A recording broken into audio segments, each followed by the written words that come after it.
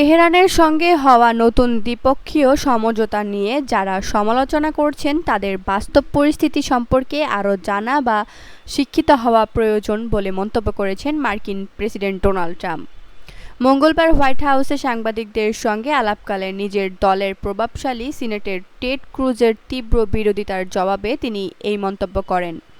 Donald Trump চুক্তি বিরোধীদের উদ্দেশ্য করে বলেন, আমার বন্ধু হলেও যারা এ চুক্তির সমালোচনা করছেন তাদের বিষয়টি সম্পর্কে আরও ভালোভাবে জানতে হবে, কারণ ইরানকে আমরা এমন এক অবস্থানে নিয়ে এসেছি যেখানে আগে কোনো প্রশাসন যেতে পারেনি।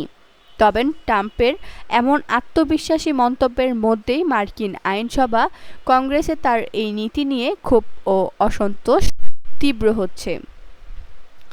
ক্ষমতাসীন রিপাবলিকান ও বিরোধী ডেমোক্র্যাট উভয় পক্ষের আইন প্রণেতারাই অভিযোগ তুলেছেন যে ইরানের সঙ্গে হওয়া এই সমঝোতা স্মারক সম্পর্কে কংগ্রেসকে এখনও আনুষ্ঠানিকভাবে কিছুই জানানো হয়নি। চুক্তির গুরুত্বপূর্ণ বিষয়গুলো নিয়ে বিস্তারিত ব্রিফিং না দেওয়ায় ক্যাপিটাল হিলে অনেকেই প্রকাশ উদ্বেগ জানিয়েছেন।